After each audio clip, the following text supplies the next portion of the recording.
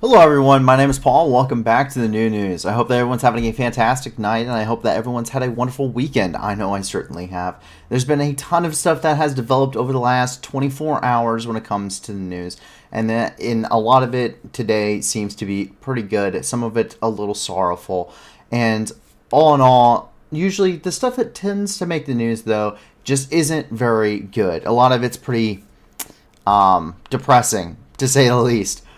So with that, please be sure you check out the video description. The whole point of this project is to raise money for charities and fundraisers and organizations throughout the world to make this world a little bit of a better place. We want to be the news that gives back, and the only way we can do that is through you guys as the community. And as a community, you guys have built a pretty awesome one here. If you check out the video description, you're going to see a ton of different organizations down there, and each of these, 80% or more of the proceeds that they receive actually go to their programs, meaning they actually go to helping people and not just to, administration's costs and salaries and whatnot. And this is stuff that we have vetted, and there's a ton of other organizations. Right now, I think there was 5 or 6, which we're going through, and we are actually going to be vetting right now, and we're actually going to hopefully have them onto the streams on our website and everywhere else that we have all of these donation links listed. We're never doing super chats, and we're never pushing any kind of merchandising. 100% of everything we will always do will be for charity. And so thank you very much for the support you've already given us and given to these organizations. And if you can't give a lot to these organizations, give a little. If you can't give anything at all, that's okay too. Help us grow this channel. Help us grow this project. The more people that come here and watch the news, overall, the more good we can do. The more of an impact this community will have. And the goal right now is to go and get to the point where we can put fundraisers onto the streams directly, so that way we can have a fundraiser with every single stream that we do, and be the news that gives back every single time we go live. And so thank you very much for the support you guys have already given us once again. But if you can, subscribe, share with your friends, share with your communities on Discord, share us on follow us and share us on social media. Anything helps and everything helps. And that really that's if you can't give anything to those organizations, that's the best way to help us out. But with that, as we get ready to move into the news, I have one announcement. So I posted the announcement on our Discord community, but today we are going to be changing up our format. So as I'm sure you guys can probably guess, as a little bit of an administrative note here, looking at dead people every day for day in and day out really takes a toll on you. And something that is very heavily outlined for us is to take care of the staff and also everyone in the community. And the thing is, it takes a toll on the researchers. It takes a toll on all of us here on the team to kind of keep up this tempo. And there's a lot of other stuff that we want to be able to do. We want to be able to push out other videos and other content for you guys, diving more deep into certain topics, whether that be the war in Ukraine or the breakup of Yugoslavia and everything else.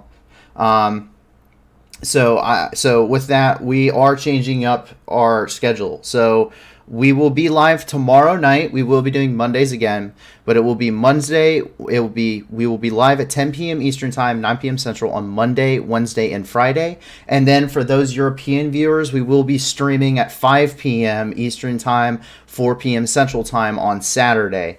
In between, we'll be doing shorts and prepping other videos for you guys and other content, but it also is going to give us that much needed break, that way we can make sure that everyone's taken care of mental health wise, and make sure everyone kind of has a little bit of a rest there while we're working on the other stuff for you. So I apologize that that's a little bit of an inconvenience to you, but we were trying to figure out something that's going to work, and more importantly than anything, we want to be able to make sure we're taking care of ourselves, so that way we can try and put out better stuff for you guys. And overall, I think it'll work out much better. All of us have agreed to it. Everyone on the staff team unanimously agreed to it. So we're going to go through with that. If it doesn't work out after about a month or so, then we may change that format again. But thank you guys for the understanding. I'm sorry if it's an inconvenience, but it is. But we think it's kind of important to do this for a lot of reasons, the top being the mental health of everyone working on the project. And so with that, as we get ready to move into the news, with that tidbit aside, Please feel free to ask questions. I was an 0352 anti-tank missileman in the United States Marine Corps between 2016 and 2020. My subject matter expertise lie in anti-armor warfare and armored doctrine. I'm also fully cross-trained as a machine gunner, operating every machine gun in the Marine Corps arsenal, and I'm also, of course, trained in every other skill of a basic infantryman. I did drop mortar rounds, but not very often, and I'm not trained on how to use a mortar though. So if you have any questions, especially in those subject matter expertise, feel free to ask them. I will answer them to the best of my ability, and as well as oh geez, everyone wants to hear the cat, and as well as if you have anything else that you would like to add, or that you have questions about something else. I understand this is complicated. I'm very well versed in a lot of different topics, but I won't claim to be a subject matter expert in any of them.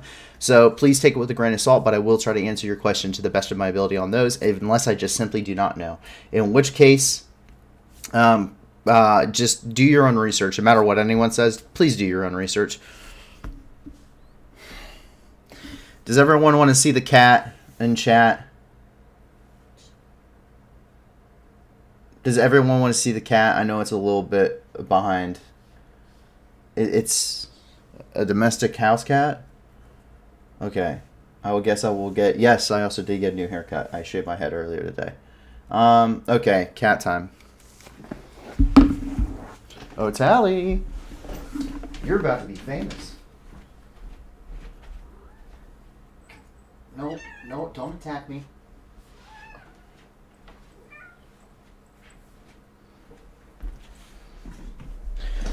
So everyone, this is my cat Tally. Tally is a little feisty right now. Ow.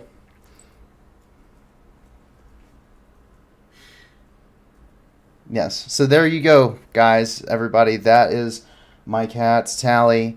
She's feisty. She just wants love constantly, but she wants it on her terms. And here you go, Tally. Here's... So there's the little jingle bell for you. Cats are always more interesting than international news, and this is what the internet was made for. Yes, it is. It is what the internet was made for. And now I am also bit, very, very much so. She was constantly fighting me on that, so I apologize. Yeah, so do we, most of the time. She loves her Nobi more than me, though. That's for sure. But anyway, as we get ready to move into as we get ready to go into the news here, we'll go and jump right into Ukraine for you guys. And what we see, here is we jump down to Kyiv, and we have a couple of different things going on. So first of all, we get another child casualty update. And, quote, since the beginning of Russia's full-scale war against Ukraine, 383 Ukrainian children have died, 747 children have been injured. Most of the victims among children are from the Donetsk region, and that comes from the Prosecutor General's Office of Ukraine. It's very... The amount of deaths amongst children throughout the duration of this conflict are insane. And it's very, very, very upsetting to read about and to hear every single day, because these numbers just continue to climb every day.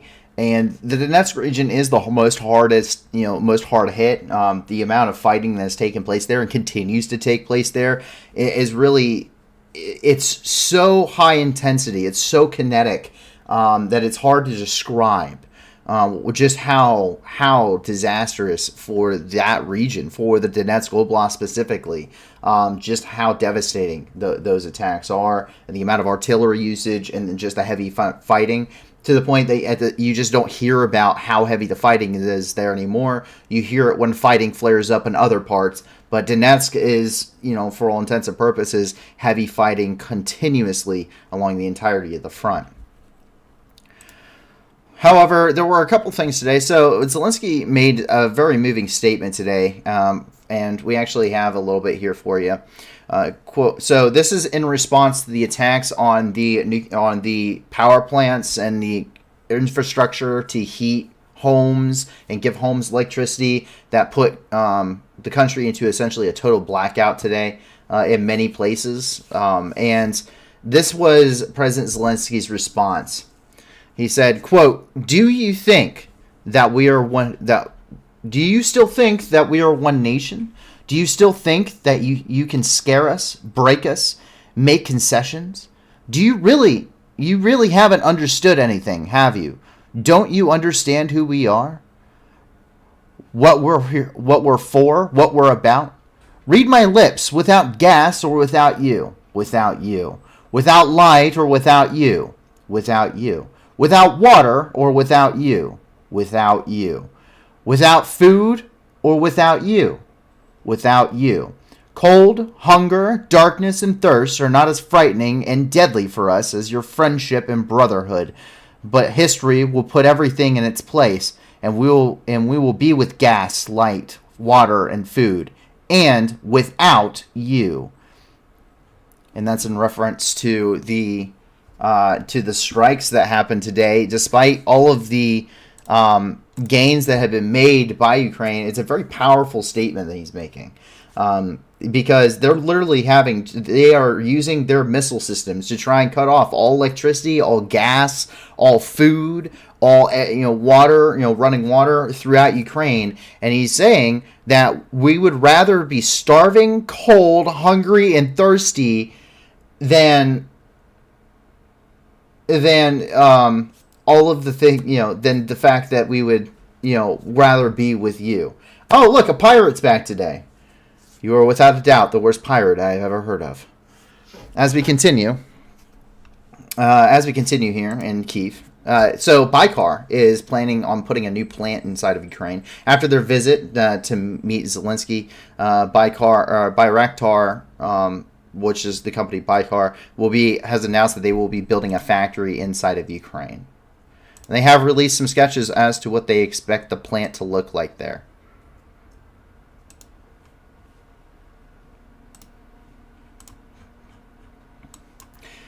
And as we come up here and into the rest of the Kharkiv Oblast, this is where the main duration of what we're talking about the war today.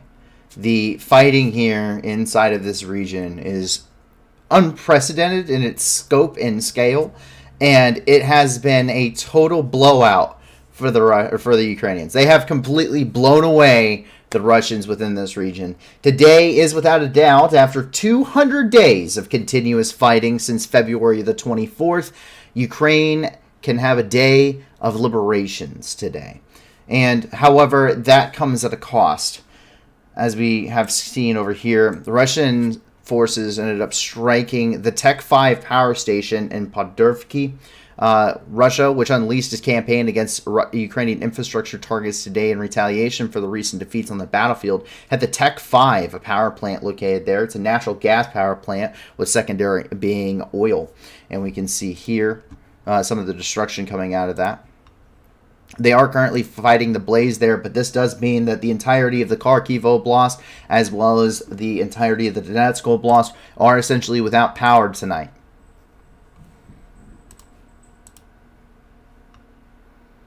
You can see roughly this is where they're expecting that fire and the transformer plants to have been ongoing.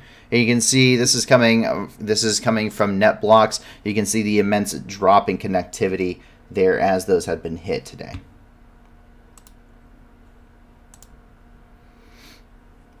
However, that, for the most part, with the exception of about 1 point, is pretty much where the bad news ends in the Kharkiv Oblast. Because just look at what today has brought. I don't know if you've noticed, but there's a lot of changes to the map today. And that's because there's been a lot of changes on the ground today. It's possible that Ukraine may have either doubled or tripled the amount of land that they have taken today, and they are quite literally just shoring up their border with the Russian Federation within the Kharkiv Oblast now, because they have pushed that far. This is over at Kazachka Lupan, and Ukrainian forces did end up taking up this area. So they did end up liberating it. We have a couple videos of them there. Take a look. Сьогодні 11 вересня, ми знаходимося у нашому рідному селищі Козача Лопань. Ось як місцеві мешканці зустрічають наших захисників. Я так люблю. Героям слава! Козача є, і була, і буде Україна. Ніякого руського міра тут не буде. Вон, можете бачити, де ганчір'я руського міра валяється. Слава Україні, слава ЗСУ!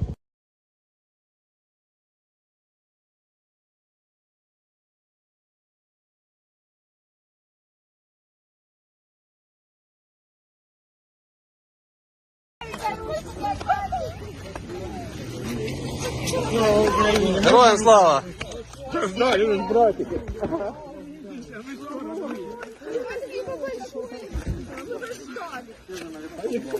Все нормально, все нормально.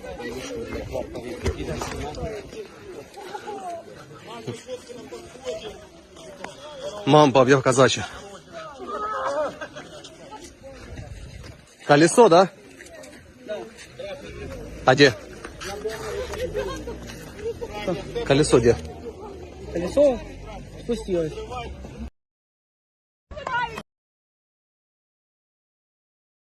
And so Kazacha Lopan has been liberated. They're not the only ones up here right there on the border. This is over at Strelica. And they have also successfully been liberated. Take a look.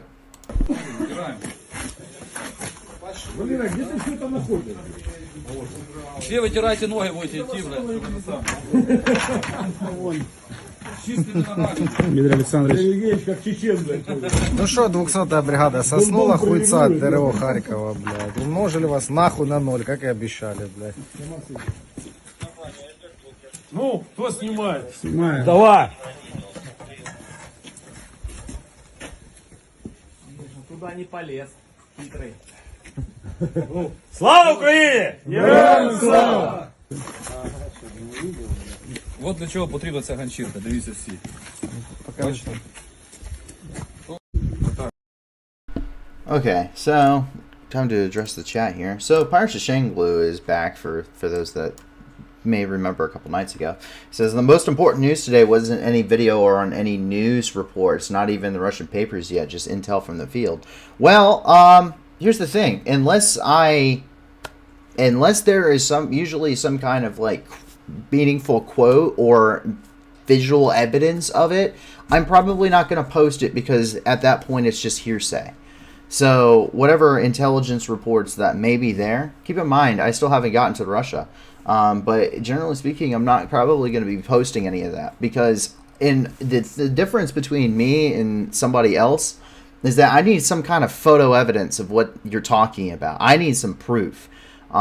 So if that's why these maps aren't accurate whatsoever. And so I'm not going to, unless you have something, like if you have photo evidence, video evidence of what you're talking about, I'm not going to address it because I do not have photo or video evidence for all of these locations.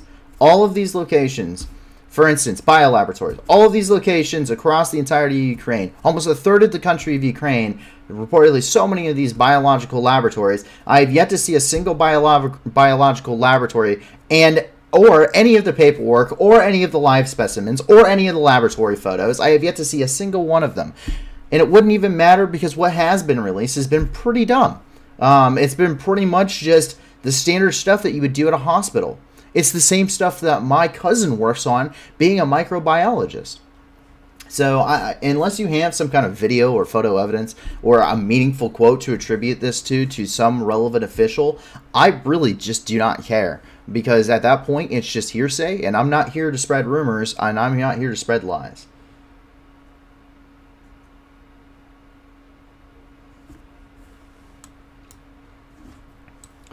As we continue here, so we also know that this is Borshova, which was also liberated. 249-й батальон 127-й бригады зашел в Борщевую, в центр Борщевой, и взяли ее. Слава Украине! Героям слава! Путин! Хуйло!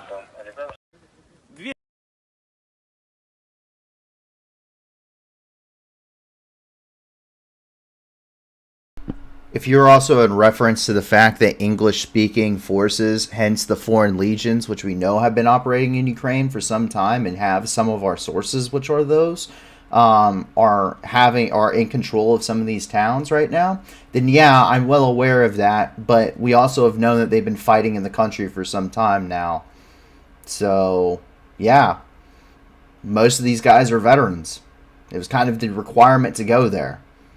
Like, I speak a NATO language too. Anyway, as we continue here and continue with the victory lap around the country, Vovchansk was liberated. Ukrainian forces have liberated a town of Vovchansk, which is a strategically important railhead and is also there on the border.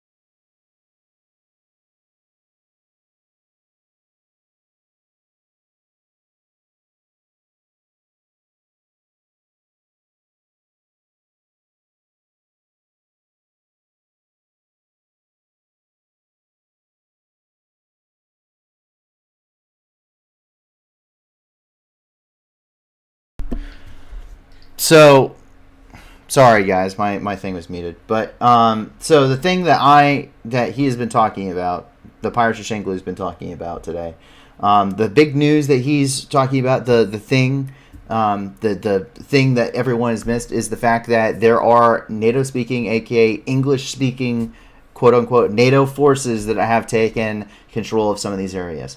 Here's the fact of the matter. Just like every other war that has been fought in the last 30 years, there have been foreign fighters that have gone into this country. And the thing is that many of these guys are veterans that have went into Ukraine. You're right. There are entire English-speaking battalions in the Ukrainian military that are currently occupying parts in the Kharkiv Oblast. Malcolm Nance filmed himself with one of them being an artillery battery. Do you know why? Because there's a language barrier, and why would I put a bunch of English-speaking people in among that are trying to fight a war in amongst a bunch of guys that completely use different tactics in a different language? Pretty dumb. Now, if you think that a war between NATO and Russia is going to go well, keep in mind, the one thing that people like more than killing Americans, which appears to be the main thing, is the fact that they like to keep their power. There's only two ways a war between NATO and Russia happen. Either Russia gets its ass kicked and it's not going to end very well for the Russian Federation, as it will probably be broken into ethnic lines and into separate parts because Russia simply can't play nice with the world as a single country, which will be the first time that has happened since, I don't know, since before the Tsar. And then the other option is an all-out nuclear war. Either way, Putin dies or loses his power. That's not going to happen in an authoritarian country. And before anyone says it's not an authoritarian country, then I hate to break it to you, but countries with some kind of at least general democracy, corruption or not, generally speaking, won't completely close down every independent news source in the country. Once again, I've also showed you guys my sources before, and that's not even the complete list. That's just a majority of them. And so I do follow Russian and American and Chinese and European news. I follow independent sources. I follow analysts, the Institute for the Study of War, the UA Live Map. I follow the Ministry of Internal Defense, of National Defense for Russia. According to the Army, I have an IQ of 135. Hold on. Now, I have a I really don't care what you brainwashed Nazis say about me. I am not part of the I'm not part of the German Nationalist Socialist Workers Party. So thank you. But also the military checks your ASVAB score, which is broken down into multiple different things, not your IQ. So I hate to break that to you, but your ASVAB score simply cannot go above a 99. So unfortunately for you, I actually scored an 85 on that. And yeah, it's not... Yeah, they don't check your IQ, bud. I hate to break that one to you. Anyway, as you continue, Vekelki Burluk was liberated, as we can see here in the Kharkiv Oblast. Take a look. Ребята, Великий Бурлук наш, тряпки посрывали. Вот такую оборону они тут держали. Так что все, зашли. Мы тут-то. Так, вот сниму просто что. Вот так вот, ребята. Мы с Россией один народ. Вряд ли, ребята, мы с вами один народ. Мы уже в Бурлуке. Спасибо вам, ура!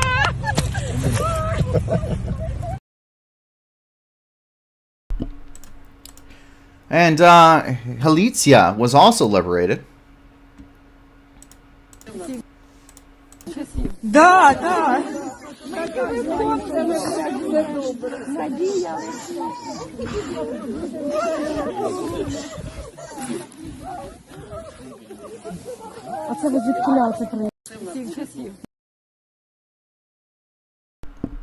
Are you going to translate for us, Paul? I cannot translate.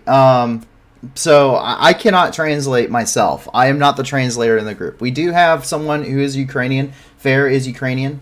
And general technical scores, what GT score stands for everyone in the chat. Yeah, my GT score is currently a 118. So, but anyway, I do not translate personally. So I am not fluent in Ukrainian or Russian or even Arabic or anything like that. I'm conversational in Arabic and Kurdish vocally. I can't read or write it, but I can vocally speak a little bit of Arabic and Kurdish. But the issue is that I am not fluent in either Ukrainian or Russian. But we do have someone who is Ukrainian, Fair, who's one of our researchers, is Ukrainian, and actually does speak Russian and Ukrainian, reads and writes Russian, Ukrainian fluently. So she is able to independently actually translate and is able to actually verify translations for us, is able to read documents for us, and is able to actually send stuff, and is actually able to like verify the stuff for us to make sure that what we're saying is correct and that the information being presented is correct. So unfortunately, I cannot translate for you guys.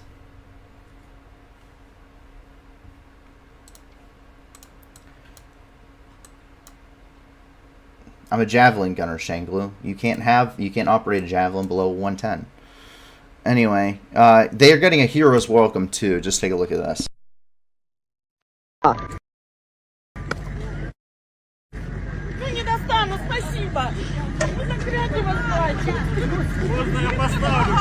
Дякую!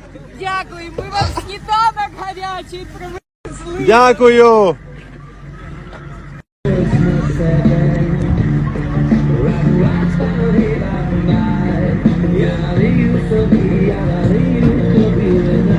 Оце таке утро. Підарський КамАЗ.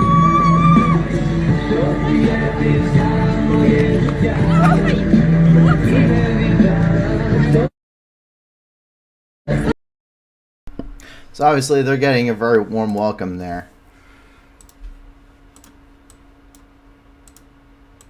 And the Russian Lend-Lease program is just a resounding success as we continue to see more and more and more and more equipment being taken. Just take a look at all the goodies. Вот и ништячки. Я себе возьму вот тот вот, наверное. Не битый, не крашеный. Да ты шо? Ой, нам по танку, короче. Ебать, а там всем хватит по танку. Вот это бонусы. Как они грабили, ты посмотри.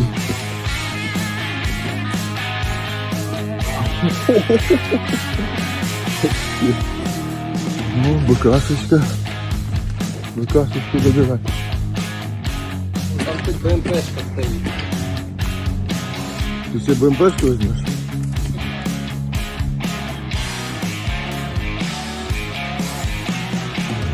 Да ты что, ты посмотри. А вот. And so as we continue down the success train here, let's see here. Kendrashivka was also liberated. There's the photo of their liberation. It's just one right after the other. And notice all of the border here in the north. I mean, Kharkiv and these areas have been totally liberated, and they're quickly working on the way there for the rest of those.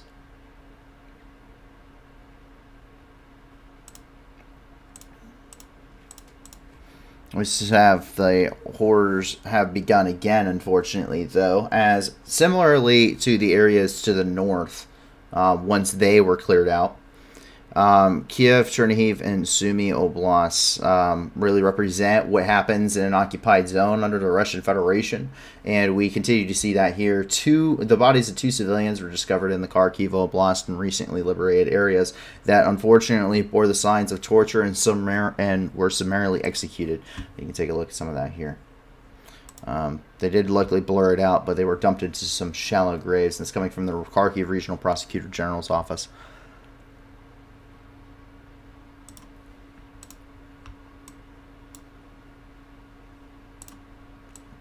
Chiklovsky was also liberated. That's coming from President Vladimir Zelensky, and this is from the General Armed Forces of Ukraine. And so, as you can see, they're raising the colors. They are going to delay the information a little bit more than we are when it comes to the official declarations, just because of operational security. So you're talking about 12 to 72 hours of delay between when they're going to actually officially declare someplace liberated.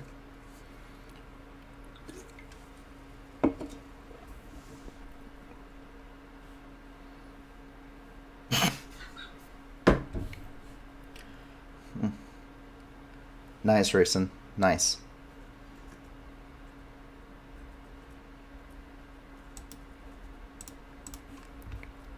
The CIA has an embedded agent deep inside Donbass government, folks. They don't know it yet. The Donbass.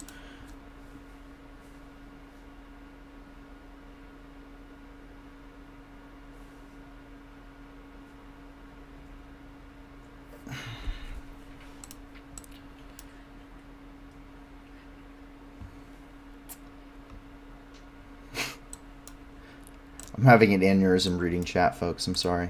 As we continue on, what we end up seeing is that there's never enough grenades. So the M320 grenade launcher system, which is it's a type of grenade launcher. It's kind of like the M203 underbarrel mounted grenade launcher. The M320 can also be undermounted, but they also have a shoulder fired version of it.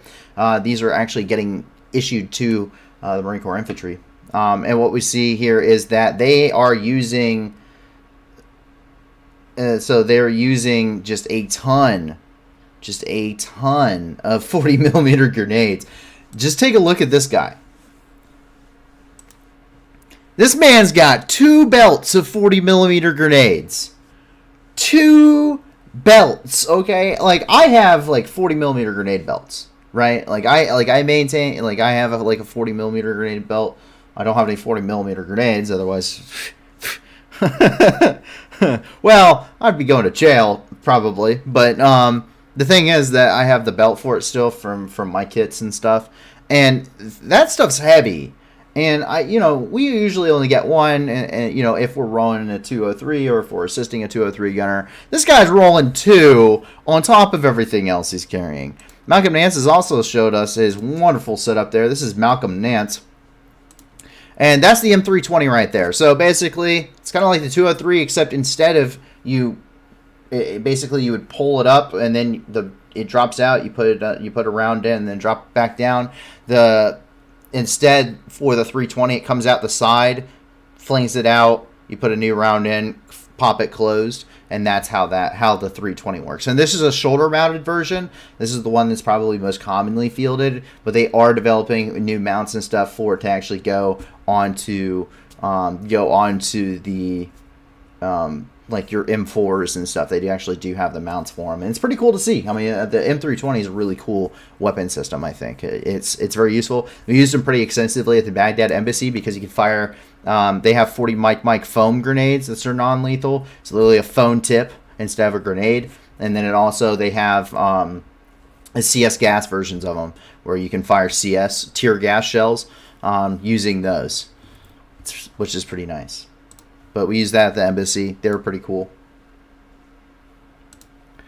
The steel harvest does continue. Once we finally it's been so long since we saw the Ukrainian farmers. They have been busy harvesting their fields. Today, considering just the massive amount of equipment that the Russians left behind here in the Kharkiv Oblast, they needed to help out to bring some of this stuff back. So today we see the farmers once again go from harvesting grain and agricultural products to harvesting Russian equipment. Take a look.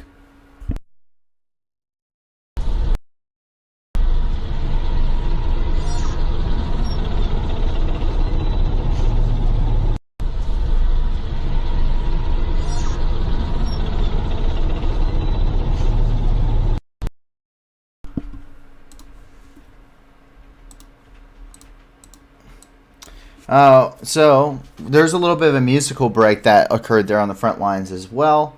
And what we see is that this violinist has become quite famous amongst the Ukrainian troops. He travels between the front line hotspots to perform for the Ukrainian troops there on the front lines. Take a look.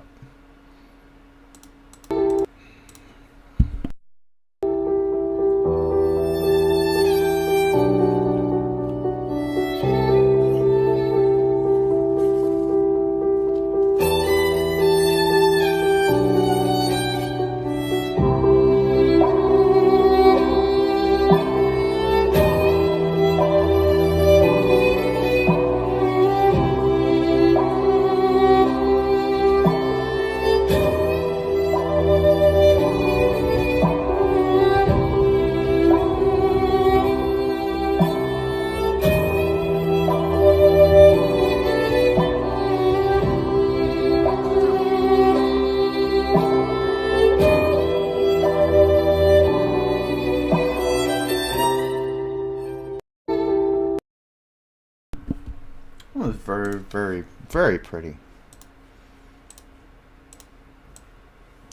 Ukraine did confirm that Su-34 shoot down, which we aired yesterday. Quote, the Armed Forces of Ukraine shot down a Russian Su-34 bomber on September the 10th. And that comes from the press service of the Air Force Command of the Ukrainian Armed Forces. And 40 settlements were also declared officially liberated. Quote, as of September the 11th, the Armed Forces of Ukraine liberated more than 40 settlements in the Kharkiv region. And that's coming from Ole Subinov, who's the head of the Kharkiv Regional Military Administration. And as you can see, Izium was also declared officially liberated today as they raised the flag on top of the administrative building. Головна площа Ізюма. Ще догорає приміщення місцевої адміністрації. Навколо все зруйновано, але нічого. Все відновимо. А Ізюм був, є і буде Україна. І все буде Україна. Вірте в ЗСУ.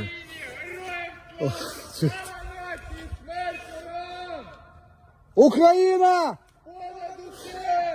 Путін! Отак місцеві зустрічають. But the map is very different from what it was simply but a few days ago. That is the big thing. The amount of territory that has been gained by the Ukrainian armed forces in this region over the last 5 days has been just shocking. The counteroffensive, this is probably one of the most impressive counteroffensives that I think you will ever find in history.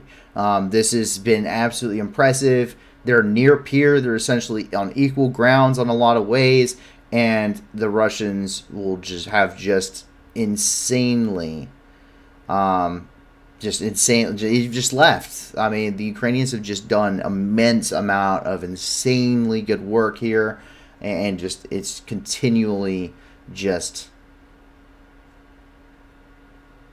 it's impressive.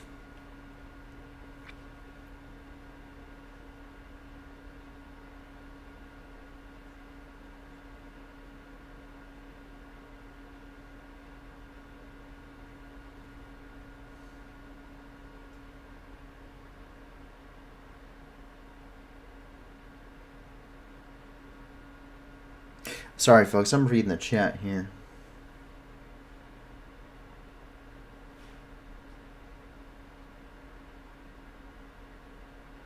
I don't think you understand how I don't think you don't understand how war works, do you?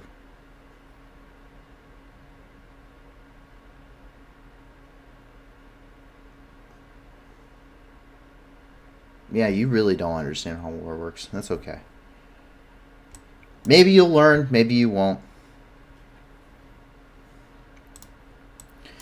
Once again, Pirates of Shangwu, who is continuing to voice these interesting conflictions to what we're seeing pretty consistently. Much like the ghost of Kherson, by the way, that we continue to see every single day on some of our sources. Please join the Discord.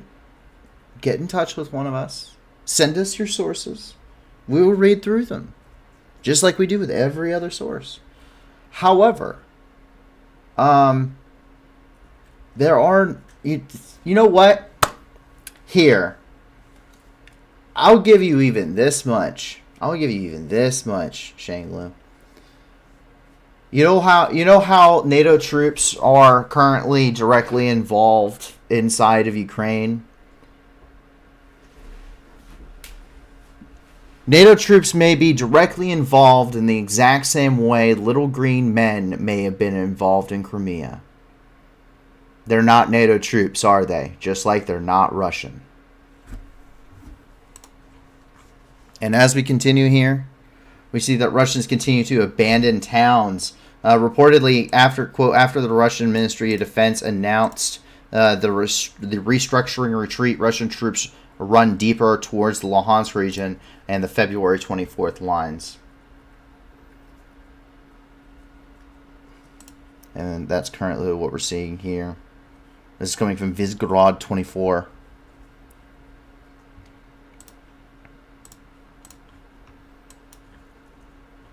I read RT and I'm not that dumb. As we continue over here, Russian forces are on the retreat, continuing to be on the retreat. I read Taz too. Russian forces reportedly seen retreating through the Starbalisk Luhansk Oblast as the Ukrainian army continues their counteroffensive here in the northeastern sector. Давайте, ребята, едьте, да нет! Где, блядь? Давай, ребята, сейчас мы...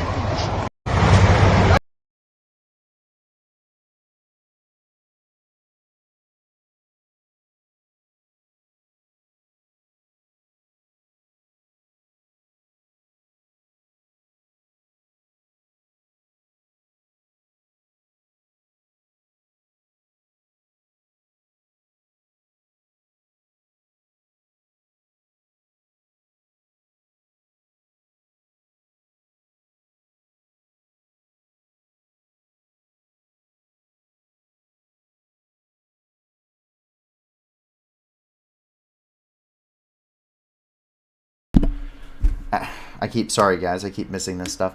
Slavyansk, which lies along what is suspected to be a Russian axis of advance, continues to get shelling again. And as we continue here, this lies along a Russian axis of advance, which continues to be shelled by Russian forces. Those plans for a counteroffensive or for an offensive within this area may have been foiled as the Ukrainians launched this northeastern counteroffensive. However, they continue to shell regardless. And what we see here is that they continue to shell pretty mercilessly. They're hitting residential buildings. I mean, it's pretty... I mean, you're not hitting military targets. Obviously, that's a violation of the Geneva Convention. The daily Donetsk updates really confirms this too. Russian aggressors fired missiles at the Donetsk region on September the 10th. 10 people were killed and 19 citizens were injured. That's coming from Pavel Korolenko, who's the head of the Donetsk Regional Military Administration.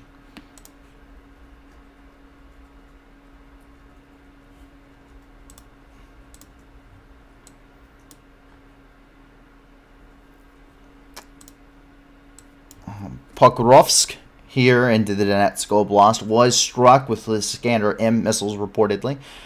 This is coming from Pavel Korolenko, saying that the city was hit with 5 Iskander-M ballistic missiles launched by the Russian forces. The missiles landed in civilian areas. While casualties have been reported, no numbers are given. It's just that there are both dead and injured. At least 22 houses were damaged and or destroyed.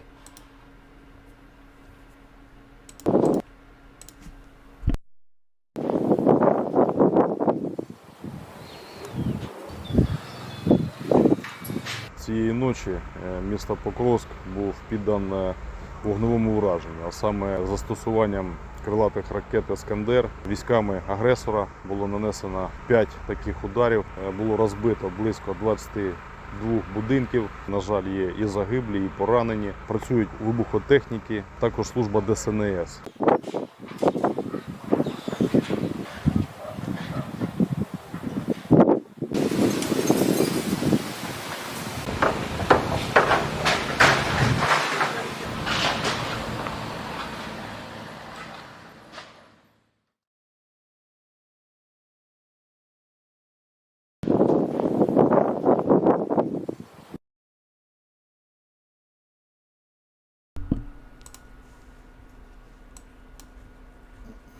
And as we continue, Ukrainian forces captured drones and valuable intel here. Entire Orlan 10 drone systems were captured. Their manuals, as well as other important documents and manuals, as we can see here by these Ukrainian forces. We're not quite sure where this is. While we do suspect it's the Kharkiv Oblast, we weren't sure. Should we just put it here in the middle of the Donbass?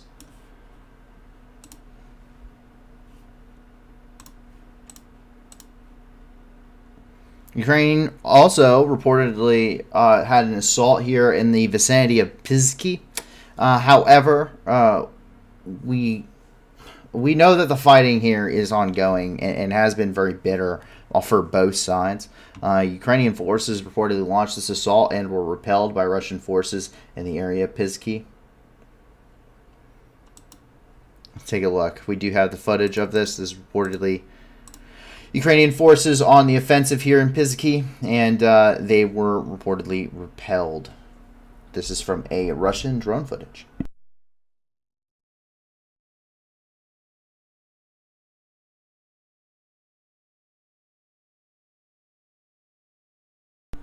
So as you can see here, those are Ukrainian forces. They are rolling up here. They are prepping. You can see that they're supporting themselves. They got tanks and they also have armored vehicles. It's probably a mechanized rifle regiment. And this looks like a company-sized attack. That tank is setting up a support by fire. And then those Ukrainian troops are going to dismount. They're going to push behind their BMPs, using them as cover as they push forward. You see them striking these Russian positions. The entirety of Pizki is just absolutely destroyed. It's been flattened and it's nothing more than a smoldering ruin at this point. Especially after Russia completely destroyed it using the Tor-1 thermobaric munitions.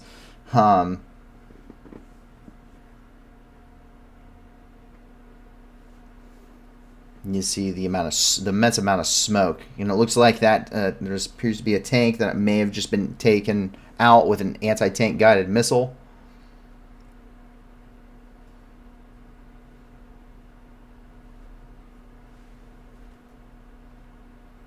You can see those forces are on the retreat. Yeah, that is the anti-tank guided missile there, and they are currently, yep, that's Ukrainian forces kind of moving their way away from those vehicles.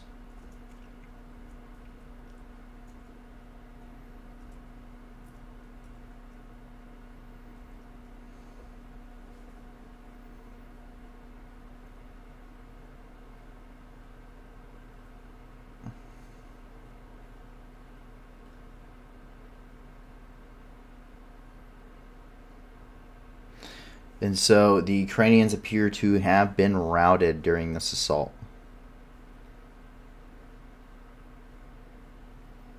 Now, what does this show? Like, what does this tell us? Well, it tells us quite a few things. And it's pretty simple in what it is, and that is that it's a war. You know, we like to, you know, as being especially a news organization that has a bias for Ukraine, right? But we like to take in remind ourselves, you know, we like to take the good stories. We like to say, you know, Ukraine's just smashing them. You know, the Ukraine's just beating the Russians, just beating them to a pulp. They're just pushed back over and over and over again. The Russians just can't put up a fight. They can't do anything. But the fact of the matter is that this is a war. This is a war, and it goes both ways. Forces are going to have a back and forth. This is part of that back and forth. Ukrainian forces are going to lose sometimes. Attacks are going to be repelled. Forces are going to be lost. Casualties are going to be taken. Objectives will not be seized. It's a war. Things are happening on both sides. And you can't accept the good and reject the bad to anything.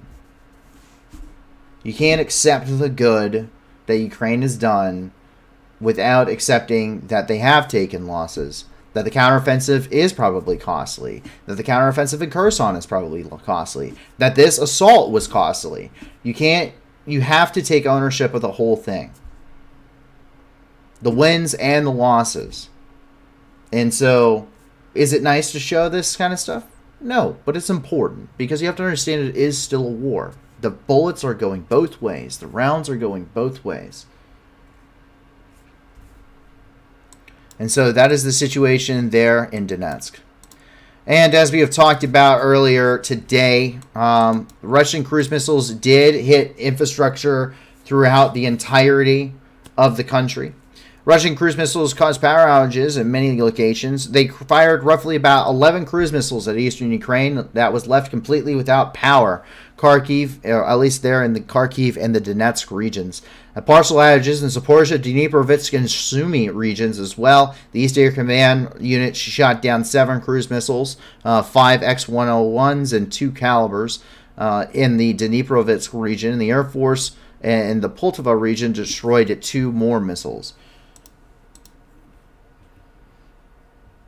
And you see this is coming from Euromaiden.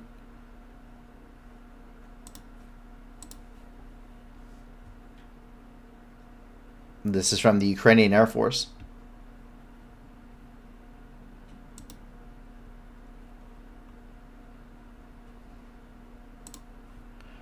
And this is coming from Dmytro Kuleba, who's the Minister of Foreign Affairs of Ukraine. Terrorist Russia has hit civilian infrastructure sites, leaving thousands of Ukrainians without electricity, water, and heat. Putin plans more of such tactics in the winter and tests the waters. He must get a tough response now. Russia must be recognized as a state sponsor of terrorism. From President Zelensky. A total blackout in the Kharkiv and Donetsk regions, a partial one in the Zaporizhzhia, Dnipropetrovsk, and Sumy regions. Russian Federation terrorists remain terrorists and attack critical infrastructure. No military facilities. The goal is to deprive the people of light and heat.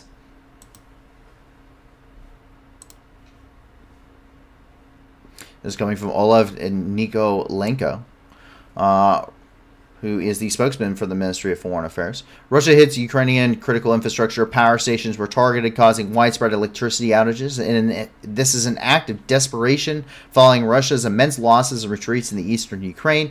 Even with their terrorist tactics, they are doomed to lose this war. And so it is.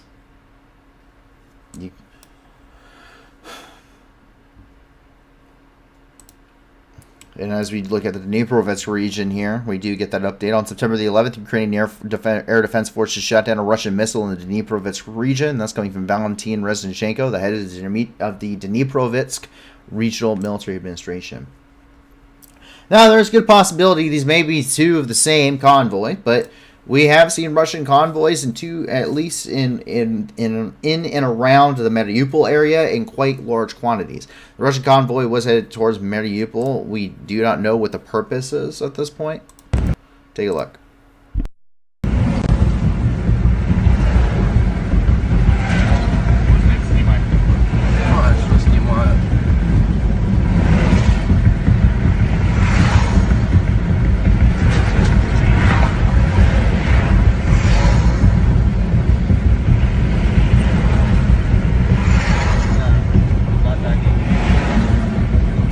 Это я начал снимать не с самого начала.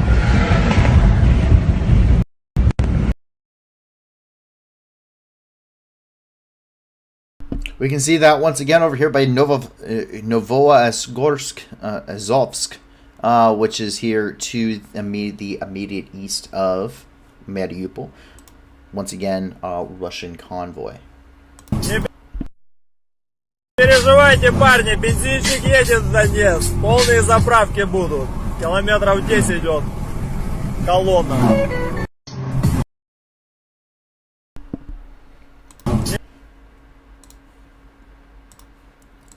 In Mariupol itself, the concert at the drama theater, some of the footage of this finally came out.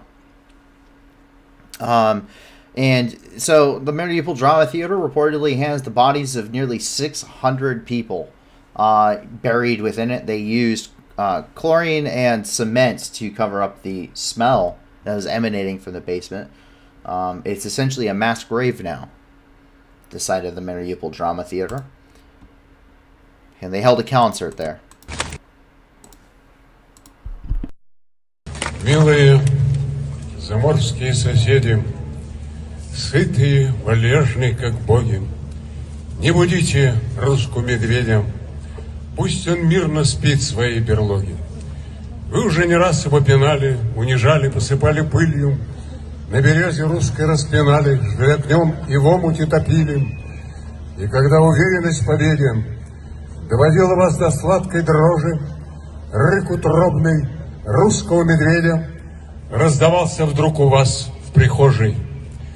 Что ж вам, братцы, дома не сидится, так и тянет, прилетев на запах, щедрую российскую землицу взять и отобрать у косолапых. Сколько лет мыслишкой лукавой ваши переполнены газеты, мол, какое мы имеем право на ту шестую часть планеты. Мы сюда пришли по Божьей воле, честь вы ничем не заморали, и не вам судить о нашей доле, мы свое богатство не украли. Наши нерушимые основы, паруса, полозья, подковы, Беринги, Хабаровы, Дежневы, Ермаки, Поярковы, Зайковы, дамы и господа. And so there it is.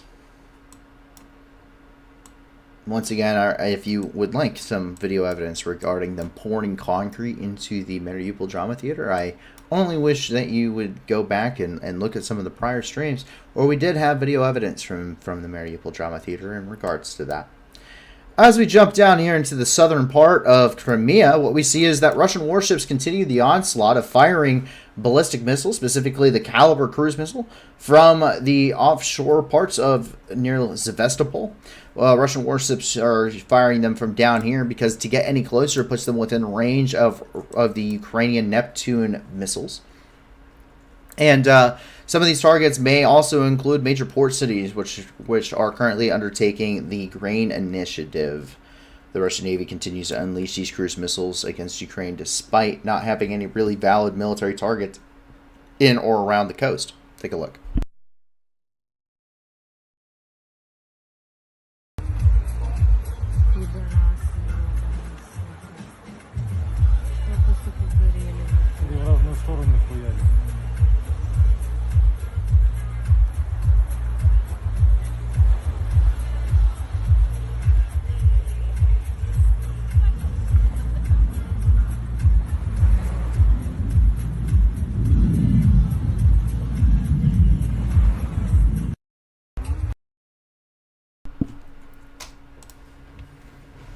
Yeah, I'm not gonna have just lies spread throughout my channel.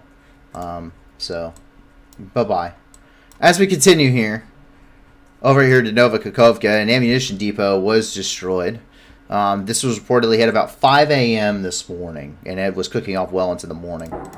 Take a look.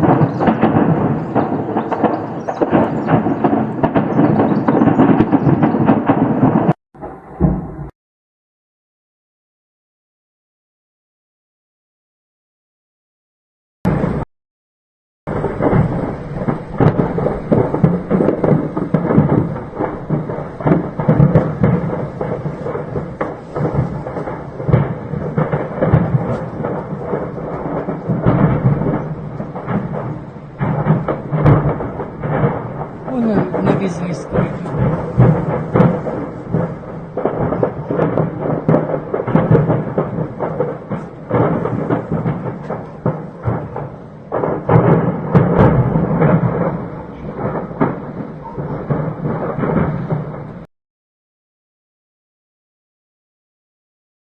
So that is the situation there in Nova Kakovka. Up here in the rest of the Kherson Oblast, Ukraine's reporting more successful strikes. The armed forces of Ukraine destroyed a Russian 152mm self-propelled howitzer Mista B, 3 enemy ammunition depots in Mykolaiv, Kherson, and Berislav regions, and a ferry crossing in Nova Kakovka region on September the 10th, and that's coming from Operational Command South. Mykolaiv, however, did receive more Russian strikes. They hit it with more rockets. Rocket attacks on Mykolaiv on September the 11th. 9 people were injured. 4 injured victims were reported. 4 injured victims were hospitalized. Localized residential buildings were damaged. That's coming from Alexander Sankovich, who's the mayor of Mykolaiv. And so that is actually all of the news inside the country of Ukraine. But don't worry, we got other news outside the country of Ukraine as well, as we begin to roll immediately into the international news up here in Moscow. And the fact is that panic continues on the national TV here in Russia. It's a little bit of a longer video, but you can really see how the frustration and blame is slowly kind of inching towards Putin himself. Russians are getting relatively unhappy, and even some of the propagandists are starting to come to the realization that the war is just not playing out in their favor. So it is it's almost a 7-minute long video, so we're not going to be showing that for you guys tonight, but if you guys would like to check it out, or any of these points, you can actually go to our website and you can actually find them under our works. We archive every single one of our maps, and you can actually go through, click these points, and click the links for yourselves and check out these as well. It seems that there's also a change of plans. The independent news media Meduza is reporting that their internal sources have informed them of the postponement of all referendum plans in Ukraine indefinitely.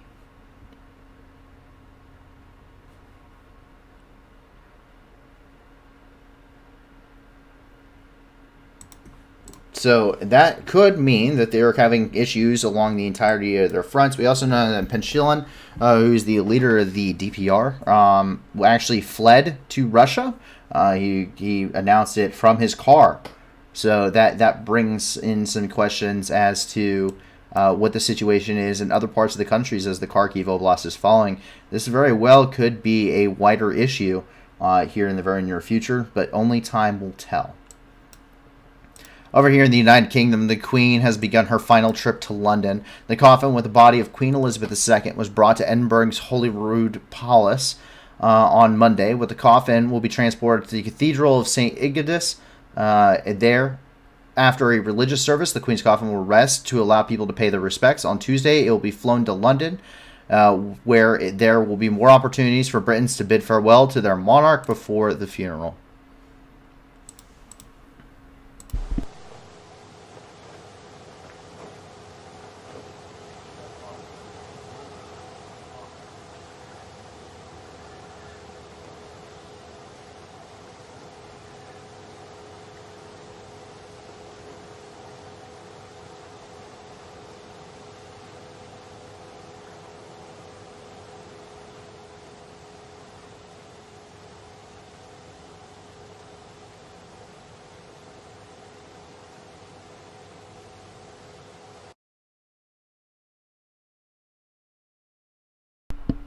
And as we continue down here and into the Middle East, we've had several different developments. In Deir ez-Zor province there, 6 people were found shot dead who, as it turned out later, to be members of the Kurdish SDF, or Syrian Democratic Forces. The Islamic State claimed responsibility for the attack at the Al-Qarafi area in the province of Deir ez-Zor. According to the terrorists, 6 members of the PKK were returning from the Umar oil fields where they were surfing, and they were captured on the road to the settlement of Al-Qarafi. After that, the militants took them to a safer place, interrogated them, and then shot them summarily.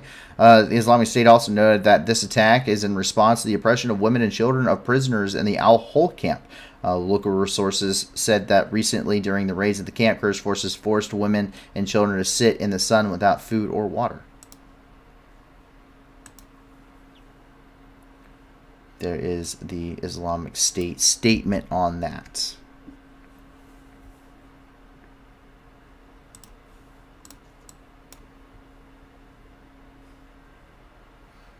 Chaos is asking, did missiles get fired at Zaporizhia today? I do not know. I didn't see anything on it, but I did know that they were firing at different stations across the country. It doesn't appear that any of them were nuclear, though. As we continue over here, 11 people were killed in a bus accident. At least 11 Iranian pilgrims on their way to Karbala in Iraq were killed in a road accident today. According to Iraqi authorities, the pilgrims and an Iraqi driver were killed on the road in the Shomali district of Babil Governorate in an accident involving a bus, a van, and a truck. An official in the Iranian Red Crescent, Tahir Daroudi, said the accident happened near a gas station, and the van hit the truck after the gas canister, and it exploded. 30 others were injured in the accident and explosion. It's not possible to identify the victims of the pilgrims bus because of severe burns. La ilaha illallah. La ilaha illallah. La ilaha illallah. عايز وراك يا ابو عبد الله. لا اله الا الله. لا اله الا الله.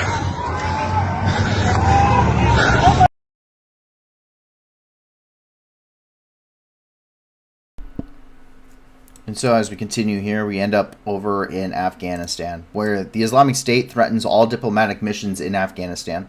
Commenting on the attack of the Russian embassy in Kabul to their newspaper, the Islamic State militants called all foreign embassies spy nests and threatened them with terrorist attacks. Particular emphasis is placed on the fact that the Taliban are not able to fulfill their promise made to the countries of the region in the field of security.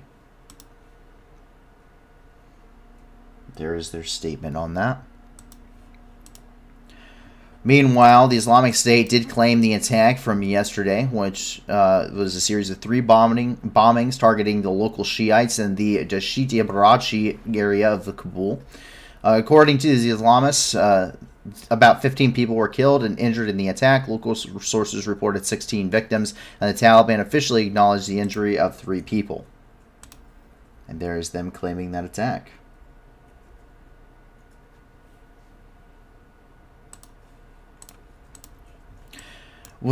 From the Black Hawk downing yesterday, a Sikorsky UH-60 Black Hawk helicopter did crash in Kabul yesterday. At least 3 people were killed. The video has become available today, and we're able to see reportedly a novice pilot was operating the aircraft. So we can take a look here at that incident. So this video actually comes first, and you can see the malfunction. It appears that his anti-torque rotor, or his tail rotor, ended up actually going out, and he attempted to rock the aircraft out of a death spiral, and it ended up failing.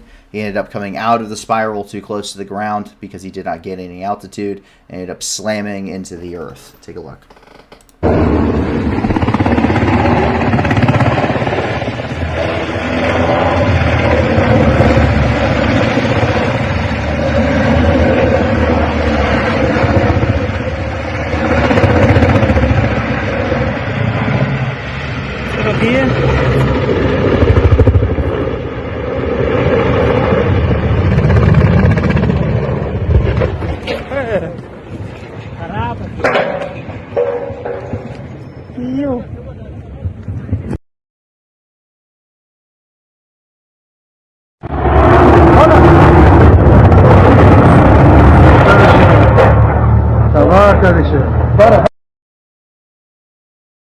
So basically, what he's trying to do is when you go into a spiral, when your anti-torque rotor fails, you can do what's called rocking out, and you when you're in the spin, what ends up happening is if you basically tilt your nose up, you gain some altitude, and then you tip your nose up and then down, and what you're trying to do is you build momentum of the aircraft going going forward in a direction that you're wanting to, and what ends up doing is there's enough airflow at a certain airspeed over the aircraft as you're trying to rock and try and gain momentum going down and then going up and going down and whatnot, that it actually there's enough airflow over the body of the aircraft that it no longer will spin, essentially.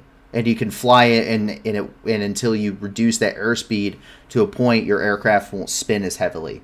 That's kind of what he was trying to do, and it didn't work. He was too close to the ground, and as you can see, he really gains that momentum on that last part, and he just goes straight into the ground, and he doesn't have enough.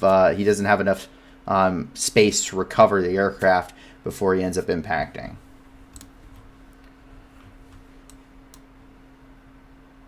As we jump over here into Papua New Guinea, the 7.6 earthquake, we have an update today. That's the one that we got live yesterday. So it's reported at 5 deaths right now, as is what we have reported from the magnitude 7.6 earthquake that hit Papua New Guinea yesterday. The death toll is expected to rise dramatically as reports come in of entire villages right now that are buried underneath some landslides. Available footage shows damaged roads and houses. Damages were also reported to the University of Goroka.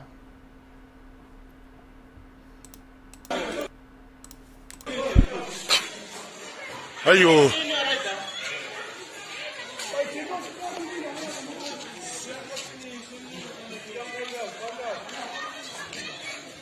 Aya. Honestly, Louis. 5-star bully.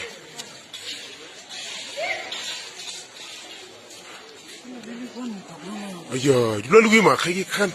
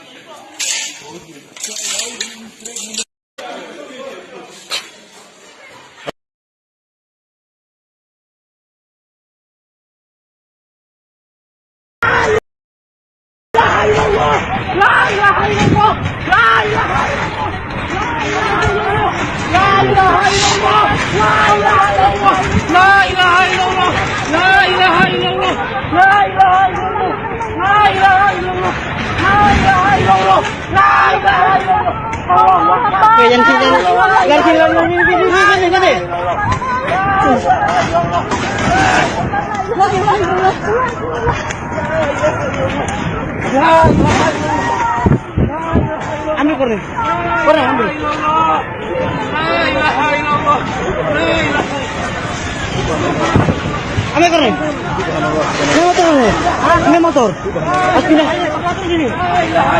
Pindah na motor. Pakat ko. Tuhan Yesus.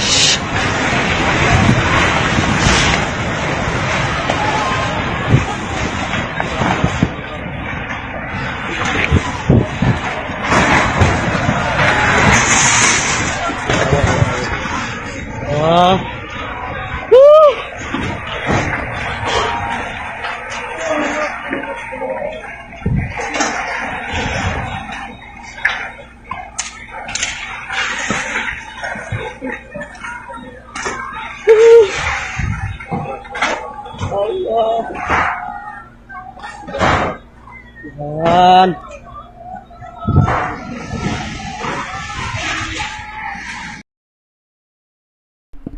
Yeah, needless to say, I would think it was the apocalypse.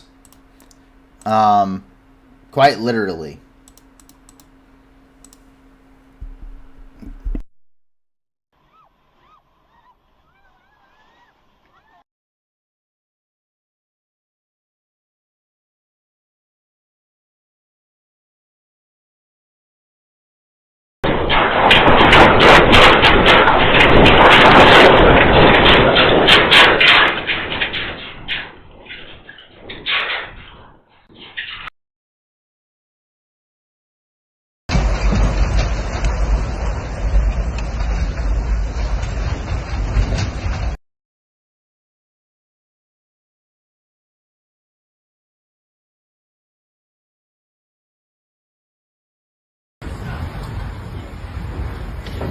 Ay, Paula, Paula, Paula, Paula.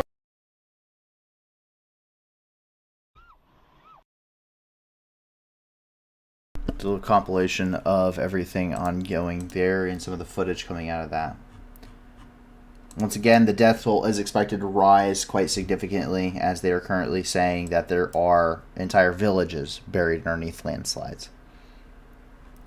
To jump up here into Ethiopia, the government of Tigray is prepared for a peace process. On the Ethiopian New Year, the government of Tigray released a statement expressing the willingness to participate in a peace process led by the African Union to stop gunfire in the region immediately.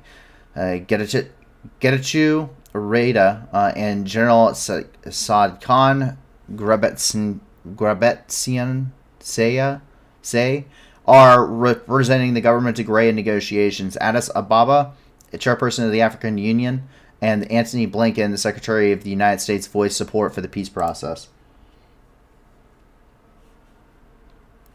There's that official statement regarding that.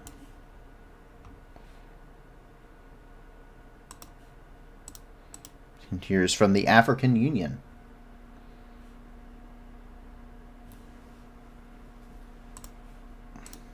And of course, the Department of State.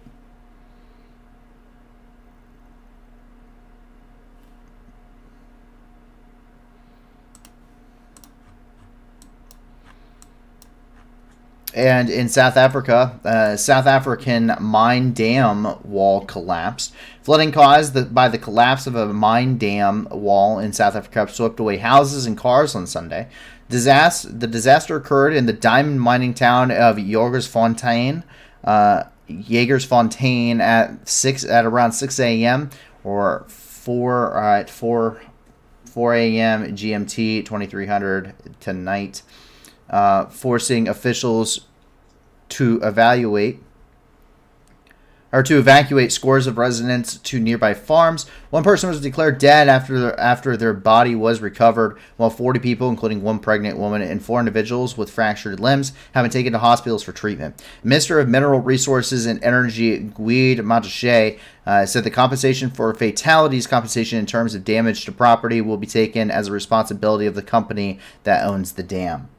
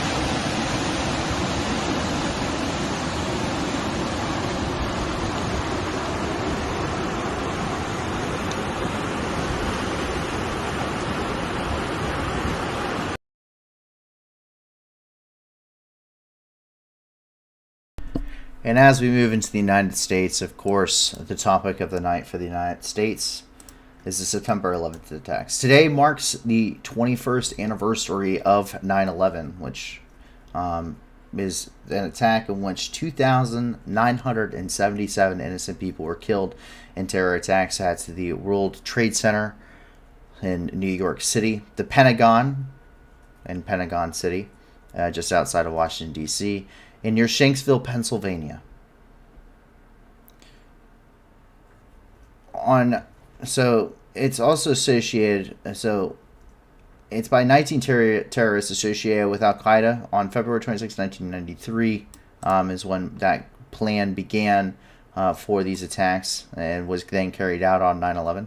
The terrorists hijacked 4 commercial aircraft and flew 2 of the planes into the Twin Towers of the World Trade Center in New York, leading to the collapse of both towers and everyone that was unable to evacuate inside.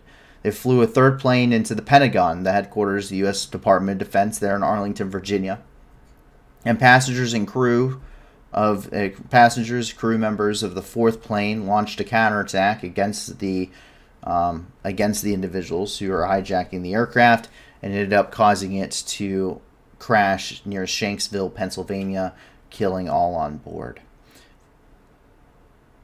He was reportedly headed towards Washington, D.C. with the target of either the White House or the Capitol building.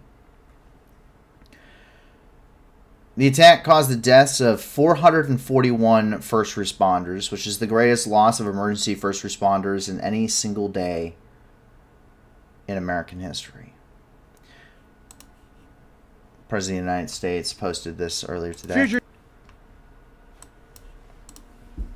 When future generations come here to sit in the shade of the maple trees, they will find the names of patriots. They will feel the connection that will come to pass on September 11, 2001, and how our country was forever changed. I hope we'll remember that in the midst of these dark days, we dug deep, we cared for each other, and we came together. We regained the light by reaching out to one another and finding something all too rare, a true sense of national unity. To me, that's the greatest lesson of September 11. When future generations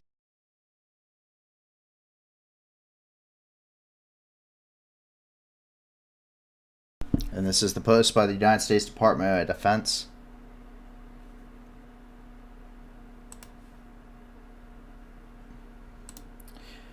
September the 11th is actually my earliest vivid memory. I had just turned 4 at the time of the attacks. And something, that marks the end of an era.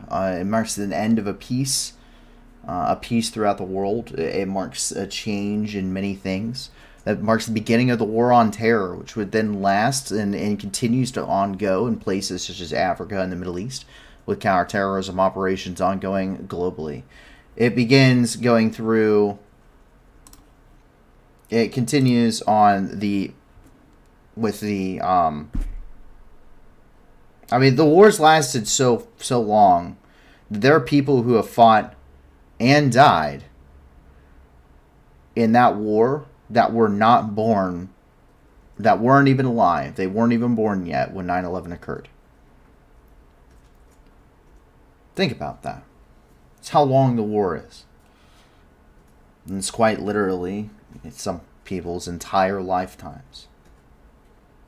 And it doesn't just impact us as Americans, being an American. I know many of you may not be, but as an American, it doesn't. I know it just doesn't impact me because Canada sent troops into Afghanistan, the United Kingdom, France, Germany, countries around the world went into the war on terror, and had men and women who fought and died in that war on terror on something that happened here, mainly centered there at the ground zero of the World Trade Center in New York. And should you ever go to New York, I highly encourage that you do go and visit this very solemn and quiet place that, despite everything, is very beautiful and magnificent, despite what happened on that fateful day. It's quite eerie for a town that never sleeps, where sirens and where traffic and the cacophony of sound is almost deafening. That when you go into the World Trade Center and when you go to Ground Zero, just how eerily quiet it truly is for being a place that seems to never sleep. And as we get on to a little bit of more uplifting news of the night, what we end up going to is back to Ethiopia, where, interesting enough, scientists identified a fossil of an otter that was the size of a lion. Scientists have identified a new species of long extinct otter in Ethiopia that was the size of a modern lion, weighing an estimated 200 kilograms or 440 pounds. It is the largest otter ever described and would have lived around and possibly competed for food with our much smaller ancestors when it lived alongside them 3.5 million to 2.5 million years ago. Quote, in addition to its massive size, is that the isotopes in the teeth suggest it was not aquatic like all modern otters. We found it had a diet of terrestrial animals and also differing from modern otters, said the study and co-author Kevin Uno. Reconstruction of the otter Enodriodon ominosus compared with 3 current species left to right, the South American giant otter, the sea otter, and the African otter. Ominosus occupied Ethiopia's lower Omo Valley at the same time as human ancestors known as Australopithecines, shown here for size comparison along with modern human. And we can take a look here. So this is our early ancestors. That is the modern human. And that is the giant otter. That is the giant otter. No. You know, I think otters are cool, right? Like, otters are adorable. I have, there's a stuffed animal there that we have. And it's a giant otter. Like, but no. Nope. Nope. Very happy this thing's extinct. Here's the thing. There's certain things that are meant to be cute, cuddly, and adorable, right? And they're supposed to be a certain size. A 440-pound giant animal-eating otter is not one of them. Nope. Don't want one. No, you don't. That thing will kill you, Rooster. It will kill you.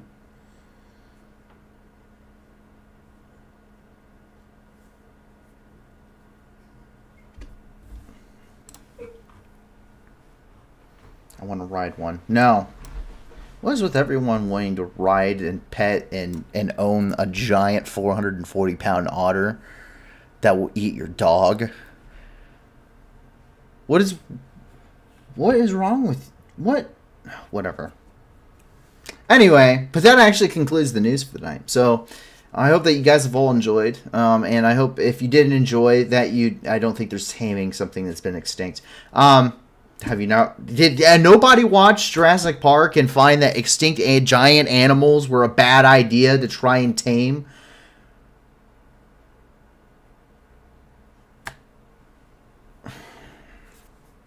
Somebody, please go watch Jurassic Park. Anyway, I hope that you guys enjoyed have enjoyed the news tonight. And if you did enjoy, which many of this stuff is kind of a dark topic, so that makes sense. Then I hope you at least found that it was knowledgeable. And I hope that you guys will continue to be coming back and to, most importantly, help out the organizations in the description. That's really what this is all about. This is all about helping these organizations in the description.